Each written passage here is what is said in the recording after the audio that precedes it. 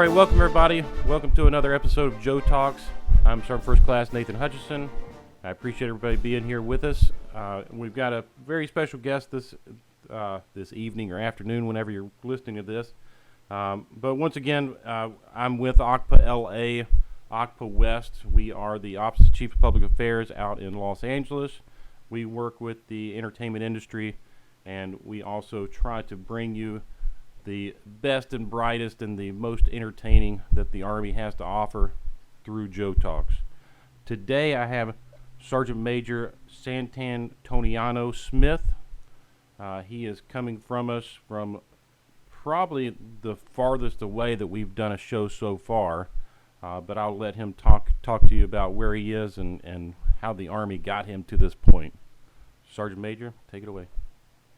Hey, I really appreciate this time to be here with you all. Hello from Poznan, Poland. I've been here roughly about 4 months, and it is what a unique honor I have to serve the people of the United States of America. My journey started off in North Carolina. I'm from a small town called Lake Range. And throughout my journey, I joined the Army really to get out of that small town and get away from some bad influences that I had going on. So at the ripe old age of 18, I decided to take a different course of action for my life, and I joined the Army. Well, it was set me on a very adventurous path, I must say, as you can probably tell coming from you all the way from Poznan.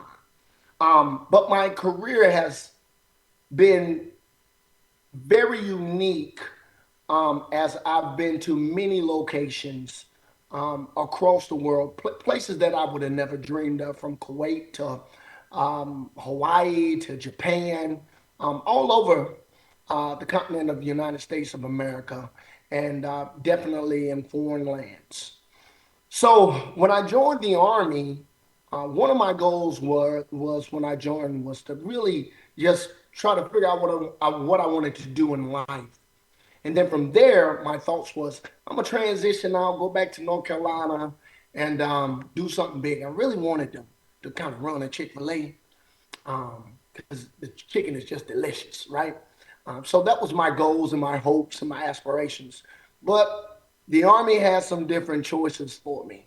So as I kind of moseyed along through my career, I went to Fort Hood, Texas, and then immediately after Hood, I went to Germany. During my first tour in Germany, I got selected for recruiting command. Now, recruiting was one of the most difficult tasks the Army had really tasked me with at that point in time in my career. Recruiting, though, taught me so much about the industry, about communities, about different places, and just understanding people, really, and knowing everyone has a different story. Everyone joins the Army for different purposes, reasons, and some join for college, some join for just service the country, some join for situations. It's just so many different reasons why we have different sons and daughters in this uniform, right? All which I'm grateful for. So during my recruiting tour, I really made it my goal to always be number one, for my name to always be mentioned, because I understood the unique opportunity that I had as a young sergeant at that time to be the face of the Army, to bring people into service who may not have ever thought about serving, but joined this great organization and just understood like, oh man, this is something that I want to continue to do. Even if it was just for 4 years or 3 years or 6 years, maybe lifers, right? But it was a very unique opportunity for me to really help people decide or try to figure out what they wanted to do in the future. At that point, USAREC offered me an opportunity to stay, but I decided kind of against it. And then they pushed me kind of to this career counselor brand, right? I didn't really know what they did, but a career counselor is pretty much the individual within your organization that helps you transition your goals, whether it's to remain in the Army or transition out of the Army. So that path really was something I was passionate about because I love recruiting, but I also love to mentor young soldiers and actually be an advocate for them with leadership and kind of be the eyes and the ears for the leadership to let them know how their organization was really reacting to some of the policies and other things that they had out there, right? So what I never could have imagined was at the age of 29, I was struck by cancer. So I was on my way to get ready to deploy, and I was really ready to deploy to Iraq. I'm in Germany for my second time, and they found I had cancer. So now I have to fight a different war, something I was very unfamiliar with, something that I couldn't have imagined at that particular age, something that really is scary to hear, right? Anybody hears cancer, you automatically think death. So I really had to take a knee for almost 2 years, really battling for my life. And during those 2 years, what I would tell you all is that the Army, the organization, stood by me 100%. They allowed me to focus on myself, to get better, and really um, to understand what life was really about. So it really changed my perspective on a lot of things because just to be very honest with you, sometimes I think that we as soldiers can we battle with the organization because when things go wrong, we say, "Man, the army sucks. The army did this. The army did that." But it's really the leaders that are in front of us. And instead of, I was telling one of my friends prior to coming on to this show, I said, "Hey, I know someone that works at Shell. When Shell relieved him of his duties, he said, 'Hey, man, my boss Johnson, he fired me today for whatever the case may be.' He was upset with Johnson, but he never said any negative thing about Shell. But for whatever reason, when someone gets out of the army, it's all negative about the army for whatever reason. But the organization took care of me at my most vulnerable moments when I really couldn't figure out what to do. And they made sure I received the care that I needed while taking care of my family, while allowing me to take a knee, and I still was getting paid. They also gave me a sense of purpose, what a lot of the people that I was taking chemo with didn't have because they were not working. But at the same time, I was doing a little work, just enough to keep me busy and my mind off of it. But my whole point of bringing that up is the Army took care of me in some of my most vulnerable states. So I transitioned from there. And as you can see, I've done some amazing things because I'm sitting before you now as a sergeant major.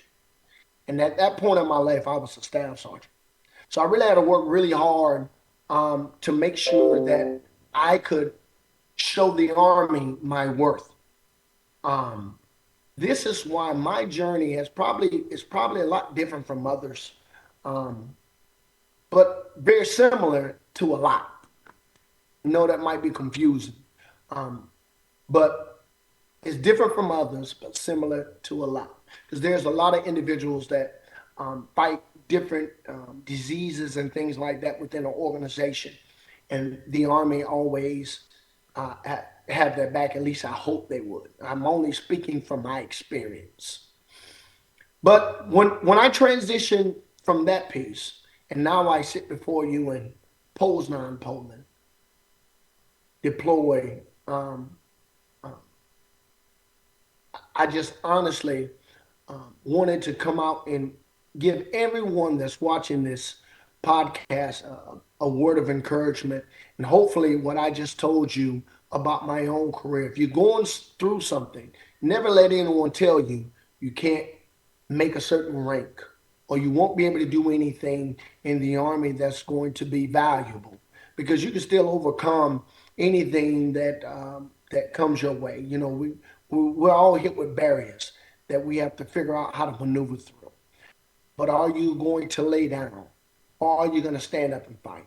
Um, and that's the one thing I love about this organization. They teach you how to fight constantly.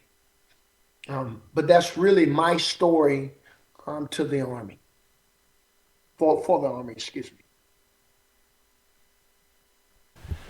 So, Sir Major, if you don't mind, can we go a little bit farther into your time during, when you had cancer, and going through that process with the Army? Because I would imagine that what most people go through with cancer is it's bad all the way around, right?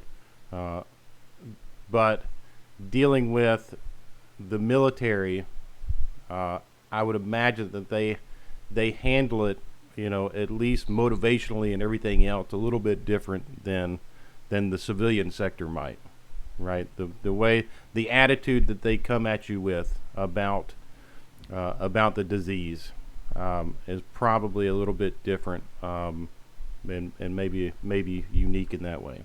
But can you elaborate a little bit? Yeah, absolutely, absolutely, sir. Well, what I would tell you is being hit with stage 3 cancer, and thinking about death, right? And death being imminent, to my person, right? To my life, right? Um, the Army, as an organization, made sure that I still have my pay entitlements and benefits. There were individuals within the organization that really let me down, right? Um, but there were a plethora of them whom I did not know that reached out to me once they found out about my situation or heard about my situation. Because really, I was in a point to where I felt like, and again, I blame the Army, right?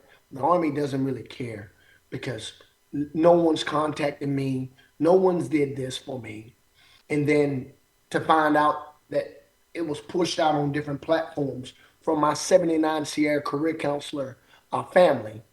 And I started receiving calls from individuals I didn't know, sergeants major, excuse me, and different folks I didn't know that came to my rescue mentally to show me that what I believed was a fallacy.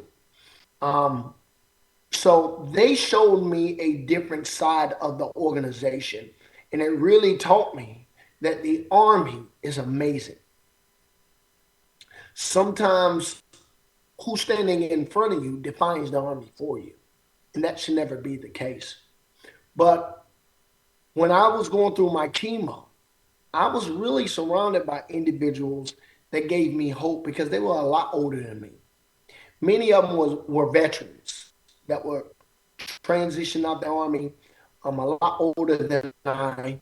Um, and they gave me a source of strength that I didn't know I had, right? Seeing, I don't want to name any of the individuals that I did my chemo with, without their consent, but seeing, the 60-year-old lady that's getting up every day, and I'm complaining because I'm sick in the morning and I'm sick in the afternoons, and I don't want to get up, and I got to drag myself to the shower, and sometimes I honestly slept in the bathroom because I just couldn't stop violently,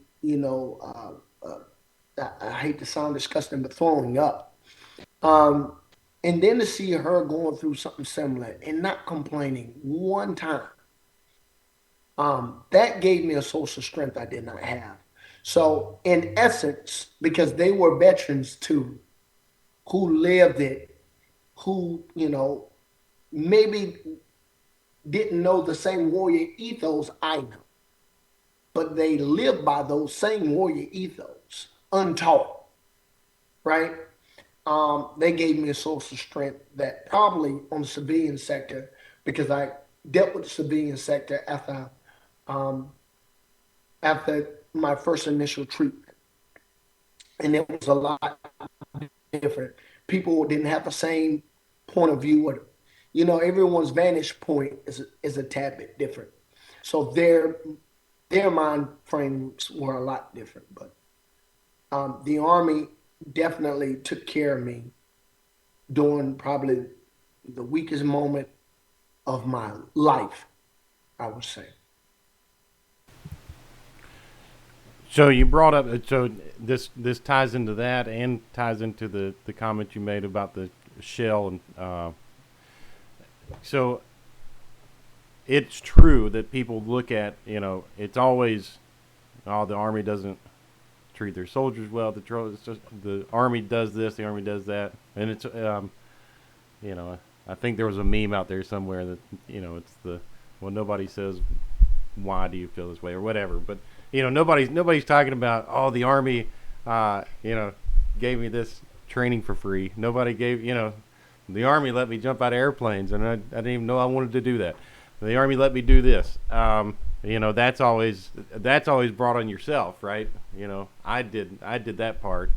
The army did all the bad stuff, but really we're talking about one of the largest, certainly the largest organization in let's say the United States. We're talking about a giant multifaceted corporation, right? If we look at the army that way, we got a couple million people. When you got a couple million people, that's gonna be a subsector of the United States, and there's good people in the United States. There's bad people in the United States. There are crazy people in the United States. There are nice people in the United States, and you're gonna have all of those. We have a system set up that's supposed to, help maintain that and make the best leaders move to the top. But it's a fallible system just the same. How do you deal with that as a career counselor when you have someone come in and they say, well, this is the Army's mistreating me, but not always mistreating you, but Yeah, well, the thing I love about being a soldier is that, and I say being a leader. Let me say that being a leader is I used to be in those soldiers' footprint. Like I used to be in their shoes. So I used to really walk the same path they've walked, right? Complaining a lot. And so I always make them realize. I always ask them, hey, did you have a civilian job before you joined the army? And 9 times out of 10 is yes. Where you work at? Let's just use McDonald's for example. I was McDonald's. I worked at McDonald's. I said, hey, so you have a wife now, and your wife's pregnant, right? Yes, yes, Sergeant Major. So do you go to appointments? Yes, Sergeant Major, I do. Do you have to clock out? We don't clock out, Sergeant Major. Right. So we do a lot of things in the army that in the civilian world they say, hey, go clock out. Or you want to go to an appointment? Make sure it's on the schedule, right? And we're so spoiled, and I say we're because I'm including myself, is that when someone says you can't go to someone else's appointment, like you can't go to your appointment because we have this, it's a significant emotional event, right? I'm raising saying myself, like, hey man, what you mean? I can't go to this? Oh, that's crazy. I demand, let me see somebody else. I need to ask somebody else. Somebody else got to tell me no before I can't go to my kids' recital, right? And then, you talk to some people and they say, well, that's because we're on a salary and we work 24 hours. Well, it's very rare that soldiers work 24 hours, right? We're soldiers 24 hours a day, but it's very rare that we work 24 hours. Matter of fact, it's really rare that we work 8 hours in a day, right? Because a lot of our day we are talking. Right now, I am talking to you, right? So one of the cliches about the military is we hurry up and wait. So we got to be 10 minutes prior to the 10 minutes, right? So there's a lot of things that we do, and that's all just and as a leader, sometimes I say that don't make much sense. Why are we doing this? So I understand why soldiers feel the way they do, but anywhere else in the world, you cannot do the things that you can do when you're working for the Department of Defense, because we work, and we work hard, especially if we're in the field, NTC, JRTC, operations like, here now. But we get a lot of time as well. So I try to remind soldiers about the good things that they receive.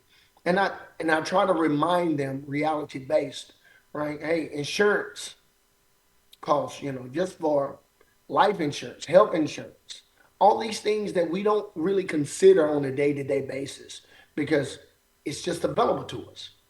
Your kid is sick, you just take them to the clinic. You don't worry about co-payments, you don't worry about costs or anything like that. I always say to soldiers, look, the Army is designed for anyone who's willing to work and serve in the Army. Because I hear folks, including leaders, say the Army is not designed for everyone. That's a fallacy as well. Anyone can do a lot of things, right? If you dedicate yourself and say, I'm going to try this profession. Now, that doesn't mean you need to be a lifer, but if you commit and you sign the papers, right, you need to try to do the best you can. And I'm not saying that we are perfect because Sergeant Major Smith definitely has his flaws. I've had my flaws throughout my career, but I'm a part of an organization that has punished me for those flaws or and rehabilitated me as opposed to firing me. Because a lot of these soldiers get out, get fired, and then try to come back in the military. I saw it when I was a recruiter. Well, in fact, I think when I was on the recruiting, almost there was a statistic out there that says 82% of the individuals that get out of the Army attempts at some point to try to come back in the Department of Defense as a whole. That's an amazing statistic. That tells me that the organization is doing something right to have people get out and say, this outside thing ain't for me. Let me see if I can get back in. Now, it may not work out for them where they can come back in, but it still is a beacon of hope to understand that they still try to rejoin this great organization.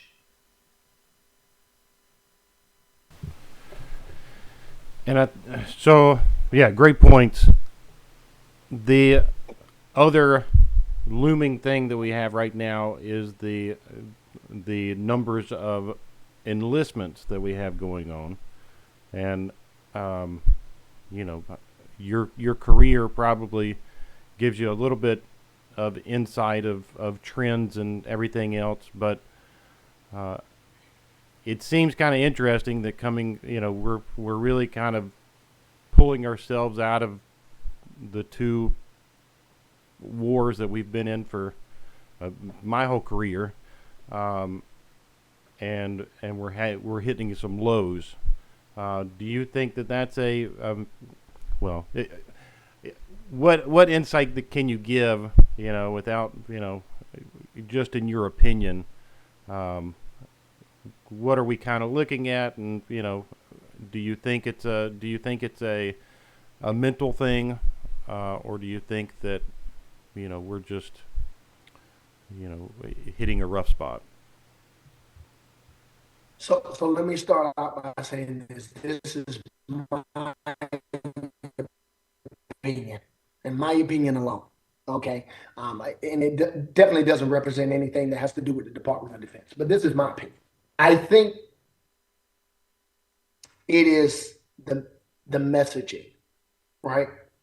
I think it is the things that we have going on that I like to call it the 10 percenters, right? The 10% bad of an organization that is highlighted before the 90% good, right? So as you know, we've been in the news a lot for different matters, right? And I think what happens is social media has also kind of been damaging to a point to where we have some individuals that didn't do our young soldiers justice by protecting them as they should have against just some heinous things, right? And the soldiers go and tell their story. And when they tell their story on these platforms, it reaches so many people so quickly, right? as it should, because we have to do a better job. And I say we, I mean myself included as a leader, into holding people that are doing egregious acts in the organization, more accountable, right? And we have to do a better job at messaging how great this organization is, right? Because me as a parent, I would be fearful if I wasn't in the organization to allow my daughter to come in this organization, right? Hearing some of the young women's stories out here, or to allow my son to come in this organization, hearing some of the young men's stories that are on some of the social media platforms.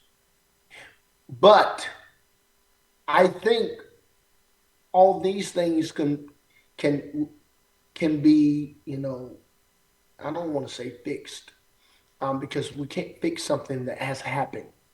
But I think what we can do is change the direction in which we're moving, right? And we have to message that. And we have to message that to the American people, because we're at a time to where there's threats all around, right? And that we need to make sure that we have an all volunteer force, strong all volunteer force, filled with the nation's great sons and daughters, right? But when they entrust their sons and daughters to us, we have to make sure that we're doing all that we can to protect them from the individuals within the organization as well. And I think the message, if we can get that message out about all the things that we've done to individuals that have committed some of these egregious acts and crimes, I think it would give more people uh, the ability to want to take a chance on the military. And I say military because I'm talking about it in a whole sense. But that's my own opinion. Yeah, that makes perfect sense. Um, yeah. Can I add this? If I was in recruiting right now, right? If I was in charge of recruiting right now, I definitely would be in every high school, in every single high school, and the message will be clear. Because even if they don't join, you want to plant the seed that the organization is amazing, and it really is, right? The organization as a whole is amazing. But if we're not planting the proper seeds, and we're outside of the schools, right? And I get social media is huge, but kids still go to the schools. They still eat lunch, right? They still go to different. We have to still get after those small things. I would definitely make that my focus, in my opinion, that we would have to get after, really would have to get after messaging to our younger generation and showing them, because they're replacing all of us, right? And showing them and teaching them, hey, listen, help us make the change. Help us correct the ship's path, right? Don't be afraid to join. I'm sorry to cut you off. I just wanted to make sure I said that because it was pressing on my mind. Yeah, no, that's great. And I would say that, when you when you look at the the TV shows and everything that are out there. I mean, you've got survival shows, you've got ninja warrior shows, you've got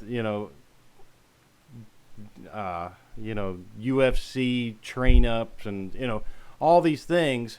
And it seems to me that we focus on what individual job you can do, when the reality is being a soldier, you have the opportunity to be physically active and involved and functional as much as you want to be, right? I mean, that seems like an incentive to me. Certainly, given the digital trend that we have going on, that there's a population out there that would say, oh wait, they got obstacle courses on every base, and they've got opportunities for this and that. rather than, I can, do this individual job. Um, but that's, my opinion that it's not part of the DoD as well. um, Well, you know what? And I think, again, I think one of the most unique things about being a part of this organization is, and I think, every young person experiences it once they join, is you meet people from all over. You make friends from all over the world. I have friends in Japan, Germany, Alaska, Hawaii, the continent of Africa. I have friends in Asia. I have friends everywhere, right? It's just a different experience, and it's just something that if when you're a part of, you see it like, oh wow. But sometimes, you can get stuck in bad locations, and that'll really kind of pull your morale down immediately. Like if I'm 19 and they send me to some of these army installations, I'm like, oh man, this is horrible. I hate it, right? And then I was fortunate. I went to Fort Hood. I loved it. Oh man, this is the greatest place on earth, right? But I came from a little small town, um, LaGrange, North Carolina, in between Goldsboro and Kinston, North Carolina. So even though we had cities on both sides of us, and I really stayed in the city most of the time, it still was nothing compared to Texas. When I got to Killeen, it was a culture shock for me. So there's opportunities there for individuals to learn, and just to learn different cultural sets within the United States of America, right? Because we're all different. We come from different places, and once you meet one another, you change your perspective about how you thought different people were based off of their geographical location. So the Army is an amazing organization. I sing its praises all the time. So well, my wife says that there's no bad locations, just bad attitudes. So, oh, and we were I at have we were at to Fort Drum, so woo. And you know what? You tell your wife she's right, because I didn't think I would like Fort Riley. I've been trying to avoid Fort Riley, and I got there and I love it. I love it. And it's not really because of the location. It's because of the people. yeah. It's because of the organization. It's because of those things that make you want to get up and go to work every day, and really be excited. So yes, I guess I can't agree with that. But the location still kind of when it's Yeah. snowing outside, you're like, ah, But right. all these places are beautiful in their own right. I haven't been down to Louisiana yet, so it's I hear things about the flies down there or the mosquitoes down there, but I'm sure that the food's great, right? Yeah, look, so I was stationed at Fort Irwin, California, at NTC, and loved it. Loved it. One of my favorite duty stations. Loved it. People hate going there. And I'm like, man, I will go back tomorrow if the Army would allow me. So I loved it. Really did. Well, and Fort Irwin has opportunities that people just don't even think about. Well, we brought a handful of soldiers to the red carpet, um, and it was I don't know if I would say it was life changing, but it was definitely the most exciting thing they did that year. I mean, if you can just look at their faces and see that, and that was not an opportunity that they would have had anywhere else. They had to drive a Absolutely. couple hours to get there, or ride a bus a couple hours to get there. But that is a unique opportunity that putting the location and the military together gave them that opportunity to be treated special at a place where only very rich people get treated special. Right, absolutely. And you know, I would tell you while I was there, I was able to go to so many events in San Diego, in LA, Las Vegas, and some of them were due to the Army, just straight due to the Army. And you know, I wish I would have received that red carpet experience because you know everybody want to be active. You know, I think I'm the next Denzel Washington if I get the opportunity, right? Um, so yeah, you know it's a great opportunity, and I know soldiers typically, you know, because the work is just so demanding there. Sometimes it makes soldiers like, "Oh, I don't want to go there. It's a lot of work." Yeah, you're gonna work, but there's so many great opportunities, and when you get time, you get time. Well, Sergeant Major, it's probably about dinner time for you. Uh, I really appreciate your time. Do you have anything else to add before we sign off? So I just want to say to you all, hey, continue to be encouraged. If you get knocked down, get back up. That's it. All right. Well, we really appreciate your time, Sergeant Major Smith. Uh, Thank you for that. enjoy your time out in Poland and be safe. Thanks. I appreciate it.